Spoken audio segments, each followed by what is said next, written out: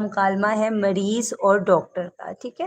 پہلے تو میں آپ کو بتا دوں کہ مکالمہ ہوتا کیا ہے۔ مکالمہ دو یا دو سے زیادہ آدمیوں کی باہمی بات چیت کو کہتے ہیں، یعنی دو یا دو سے زیادہ لوگ جو آپس میں بات چیت کر رہے ہوتے ہیں اس کو مکالمہ کہتے ہیں، ٹھیک ہے۔ جیسے اگر آپ دیکھیں ہم لوگ بھی تو آپس میں بات چیت کرتے ہیں، تو کسی ٹاپک پہ جب ہم بات کرتے ہیں، کسی عنوان پہ ہم بات کرتے ہیں تو وہ مکالمہ بن جاتا ہے، ٹھیک ہے۔